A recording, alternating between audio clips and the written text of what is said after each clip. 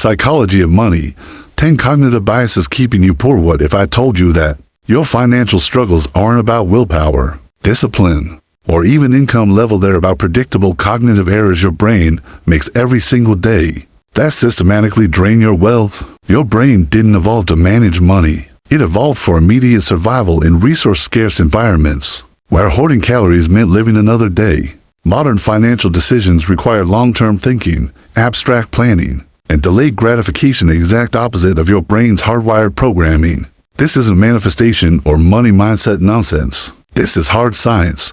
Behavioral economists at Princeton, MIT, and the University of Chicago have documented exactly how cognitive biases, systematic errors in thinking sabotage financial decision-making. These aren't occasional mistakes. They're predictable patterns that neuroscientist Reed Montague calls neural bugs. Glitches in your brain's processing that cost you thousands of dollars annually. Ancient wisdom traditions spoke of attachment, desire, and the illusions of the mind. Modern behavioral economics reveals the precise cognitive mechanisms underlying these observations. Your ancestors called it wisdom. Science calls it bias mitigation. Daniel Kahneman won a Nobel Prize proving that human decision-making is predictably irrational.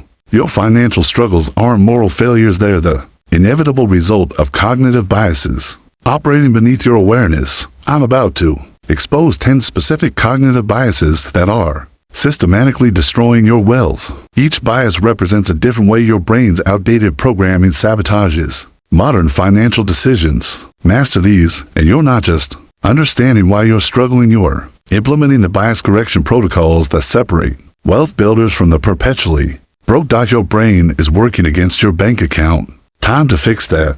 Part 1. The present bias trap. You know you should save for retirement, but you buy the expensive coffee anyway. This isn't weakness, it's a documented cognitive bias called hyperbolic discounting. Economist David Leibson's research proves that your brain values immediate rewards exponentially more than future rewards. $100 today feels more valuable than $120 in a year, even though the math clearly favors waiting. Your neural reward circuits discount future gains so steeply they become psychologically invisible. This is technique number 1 out of 10. The present bias trap. Implement the 101010 rule for every purchase over $50.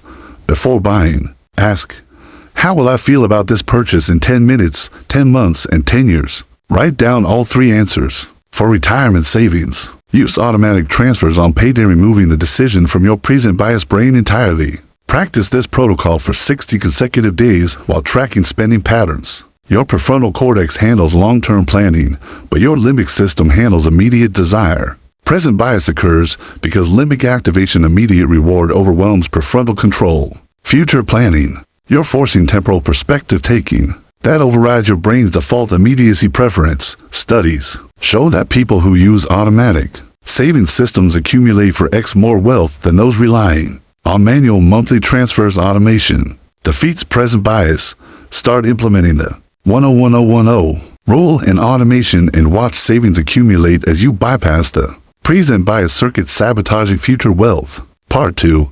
The anchoring effect. Exploitations. First number you see becomes your reference point for all subsequent judgments. Retailers exploit this mercilessly and it's costing you a fortune. Psychologist Amos Tversky's research demonstrates that arbitrary numbers influence willingness to pay. Shown a high price first. The anchor. People perceive discounted prices as deals even when they're still overpriced. Your brain can't evaluate absolute value, only relative comparisons to anchors. This is technique number 2 out of 10. The anchoring effect. Exploitation. Before any significant purchase, research the actual market price from minimum 5 independent sources. Before seeing any retailer's listed price, write down the median price as your true anchor. When shopping, note the first price you see, but don't let it influence your evaluation. Use your pre-research median as your reference point. Practice this research protocol for 15 consecutive purchases. Anchoring occurs because your brain uses initial information as a baseline, then insufficiently adjusts away from it. This anchoring and adjustment heuristic conserves mental energy but produces systemic errors. You're replacing arbitrary retailer set anchors with research-based market anchors. Studies show that informed consumers spend 20 to 30% less than those who accept presented anchors. Research defeats manipulation. Start pre-researching. true market prices and watch spending decrease as you replace manipulative anchors with informed baselines. Part 3. The loss aversion perilous issue. Ray more motivated to avoid losing $100 than to gain $100. This asymmetry loss aversion keeps you in terrible financial situations out of fear. Common. And Tversky's prospect theory proves that losses feel approximately twice as psychologically painful as equivalent gains feel pleasurable. This bias keeps you in bad jobs, poor investments, and expensive subscriptions because canceling feels like losing what you've already invested. This is technique number 3 out of 10. The loss aversion paralysis. Conduct a quarterly loss audit where you list every recurring expense, poor investment, or unfulfilling income source you're maintaining to avoid losing previous investments. For each item, calculate, if I were starting today with 0 investment, would I choose this? If not, exit within 30 days. Complete this audit process for consecutive quarters. Loss aversion activates your amygdala, the brain's threat detection system, making losses register as dangers rather than simple numerical changes. This emotional intensity distorts rational evaluation. You're implementing a decision rule that separates sunk costs from future value. Research shows that loss aversion causes people to hold failing investments 60% longer than optimal fear of realized losses destroys wealth. Start conducting quarterly loss audits and watch financial dead weight drop away as you escape the sunk cost fallacy. Part 4. The social proof spending. Your spending is heavily influenced by what people around you spend. This conformity bias, keeping up with the Joneses, is financial suicide disguised as social adaptation. Economist Robert Frank's research on expenditure cascades shows that consumption patterns spread through social networks. When your peers upgrade, you unconsciously feel pressure to match their spending to maintain relative status. Your brain interprets relative deprivation as absolute deprivation. This is technique number 4 out of 10. The social proof spending. For 90 consecutive days, implement a comparison detox. Unfollow social media accounts that showcase consumption. Decline invitations to expensive social activities and propose free alternatives instead. Track every purchase and mark which were influenced by others' spending or lifestyle displays. Calculate the monthly cost of social proof-driven spending. Social comparison activates brain regions associated with self-evaluation and status assessment. Your dopamine system responds to relative position, not absolute wealth. You're removing the comparison triggers that make inadequate wealth feel like inadequate self. Studies show that social media use correlates with 15 to 20% higher consumer debt. Comparison drives destructive spending. Start the comparison detox and watch discretionary spending plummet as you eliminate status-driven purchasing triggered by others. Consumption. Part 5. The mental accounting mystique. Treat money differently depending on arbitrary categories. Money from your tax refund feels free, so you spend it, while equivalent salary money gets saved. This is mental accounting, and it's irrational. Economist Richard Thaler's research proves that people segregate money into mental categories: rent, fun, savings, then make decisions within categories rather than optimizing total wealth. You'll pay 18% credit card interest while keeping money in a 0.5% savings account because the accounts live in different mental buckets. This is technique number 5 out of 10. The mental accounting mistake. Create a single unified financial tracking system where all money is one pool, regardless of source. Every dollar salary, gift, refund, bonus goes into the same account and follows the same allocation rules. X% savings, Y% necessities, Z% discretionary. Eliminate separate mental categories. Maintain this unified accounting system for 120 consecutive days. Mental accounting occurs because your brain uses categorical thinking to simplify complexity. Different mental accounts trigger different spending rules even when the money is fungible. You're treating all wealth as one unified resource. The economically rational approach. Research shows that people make systematically different choices about categorized money versus unified money. Mental accounting costs 10 to 15% in suboptimal decisions. Start unified accounting and watch financial optimization improve as you eliminate the arbitrary mental categories, creating a rational allocation. Part 6. The availability heuristic. Fallacious and vivid events dominate your risk assessment. Friend got rich on crypto. You overestimate crypto returns. Neighbor lost money in stocks. You avoid the market despite historical data. Psychologist Paul Slovich's research on risk perception demonstrates that your brain estimates probability based on how easily examples come to mind, not actual statistical frequency. Vivid, recent, or emotional events seem more probable than they actually are. This is technique number 6 out of 10, the availability heuristic fallacy. Before any investment decision, ignore anecdotes entirely. Research actual statistical data, historical returns, failure rates, and probability distributions over 20-year periods. Create a decision rule. Personal stories and recent news are banned from consideration. Only aggregate long-term data informs choices. Apply this data only. Protocol to 10 consecutive financial decisions. Availability heuristic exploits your brain's use of recall ease as a probability proxy. Dramatic stories are memorable. Boring statistics aren't. This causes systematic risk miscalculation. You're replacing emotional availability with statistical base rates. Studies show that investors who rely on personal anecdotes underperform market averages by 3 to 5%. Annually vivid stories destroy returns. Start banning anecdotes and demanding data and watch investment decisions improve as statistical reality replaces memorable exceptions. Part 7. The endowment effect. Premium. You value what you own more than identical items you don't own. This bias, the endowment effect, keeps you holding assets you should sell and prevents profitable trades. Economist Richard Thaler's mug. Experiments showed that people demand twice as much to sell an item they own versus what they pay to acquire it. Ownership creates a rational attachment that distorts value assessment. This is technique number 7 out of 10, the endowment effect. Premium. Monthly for 12 consecutive months. Conduct an ownership audit. List every major possession, investment, and asset. For each, ask, if I didn't own this and had cash instead, would I buy it today at current market price? If not, sell it within 60 days. Track which items you're holding purely due to ownership, not rational value. The endowment effect activates loss aversion. Selling feels like losing, even when you're converting to cash at fair value. Ownership integrates items into your identity, making disposal feel like self-diminishment. You're implementing a decision rule that separates ownership attachment from economic value. Research shows that endowment effect causes investors to hold losing positions. 40% to long ownership. Attachment destroys portfolio returns. Start monthly ownership audits and watch economic efficiency improve as you eliminate the irrational premium placed on current holdings. Part 8.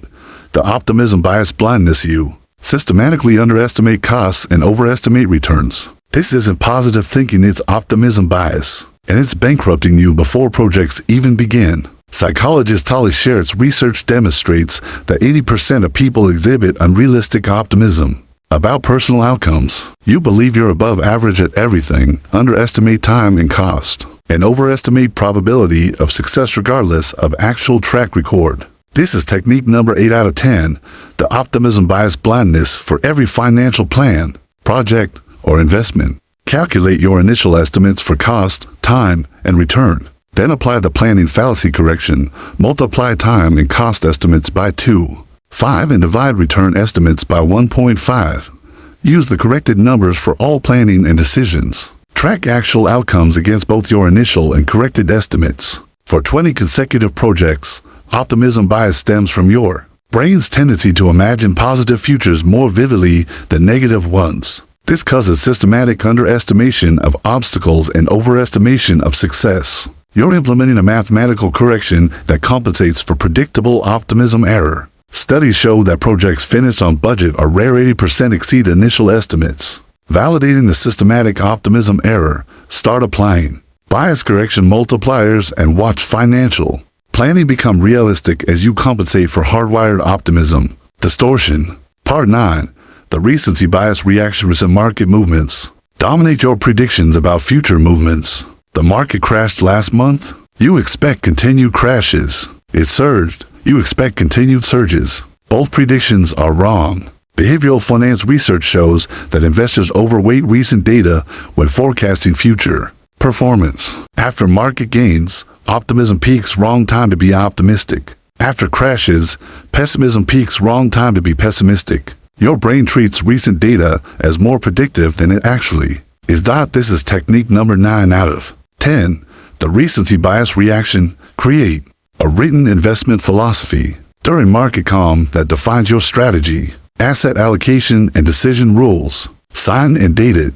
When markets move dramatically in either direction, take zero action for 30 days. During this pause, reread your philosophy. Make changes only if your long-term fundamental thesis changed, not because recent prices moved. Maintain this discipline through 5 complete market cycles. Recency bias occurs because recent information is most cognitively accessible. Your brain mistakes availability for importance. Market timing based on recent moves is predictably wrong. You're implementing pre-commitment that prevents emotionally driven decisions during maximum emotional intensity. Research shows that investors who trade based on recent performance underperform by and hold investors by for 2-6% annually. Recency kills returns. Start implementing pre-committed investment philosophy and watch returns improve as you stop reacting to recent noise. Part 10.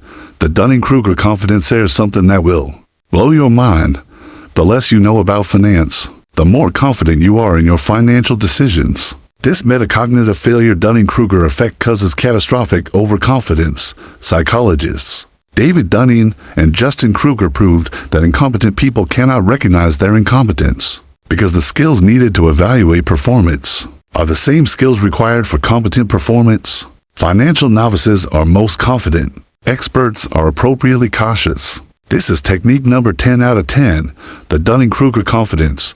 Before any financial decision, rate your expertise in that specific area 110. If below 7, mandatory consultation with actual experts before proceeding. Create a knowledge gaps document listing financial topics you don't understand. Spend 5 hours monthly studying your weakest areas through books, courses, or professional advice. Track this learning for 24 consecutive months. Overconfidence stems from not knowing what you don't know. You lack the knowledge to recognize your knowledge gaps. This causes bold action precisely when caution is warranted. You're implementing forced epistemic humility through expert consultation and systematic learning. Studies show that overconfident investors trade 50% more and earn 2 to 3% lower returns. Ignorant confidence destroys wealth. Start rating expertise honestly and consulting professionals and watch financial decisions improve as you compensate for the confidence competence gap. Closing these 10 biases aren't separate flaws, they're an integrated system of cognitive errors that systematically transfers wealth from your pocket to others who understand how your brain works. You're not financially irresponsible. You're neurologically normal, and normality is expensive. Present bias trap makes you prioritize today over tomorrow. Anchoring effect exploitation lets retailers set your reference points. Loss aversion paralysis keeps you trapped in bad situations. Social proof spending triggers status competition. Mental accounting mistake creates arbitrary optimization barriers. Availability heuristic fallacy replaces statistics with stories. Endowment effect premium attaches irrational value to current holdings. Optimism bias blindness creates unrealistic plans. Recency bias reaction mistakes recent noise for meaningful signal. Dunning-Kruger confidence generates boldness from ignorance. Ancient wisdom traditions warned against attachment, desire, and illusion. They understood experientially what behavioral economics now proves empirically. Your cognitive biases aren't character flaws, they're evolutionary adaptations. Poorly suited for modern financial environments, marketers, retailers, and financial institutions exploit these biases professionally. Every advertisement, sale price, and investment pitch is engineered to trigger your cognitive vulnerabilities. They profit when you remain unconscious of these patterns. Your transformation doesn't start tomorrow or next week. It starts the moment you implement your first the 10th of October 10 rule evaluation. It starts when you pre-research true prices before shopping. It starts when you conduct your first quarterly loss audit. The version of you who builds wealth isn't smarter or more disciplined. That person simply recognizes cognitive biases and implements systematic corrections automation. Pre-commitment, research protocols, and forced epistemic humility. Your future self is waiting with wealth built not through willpower, but through understanding the predictable ways your brain sabotages financial success and systematically correcting every single one.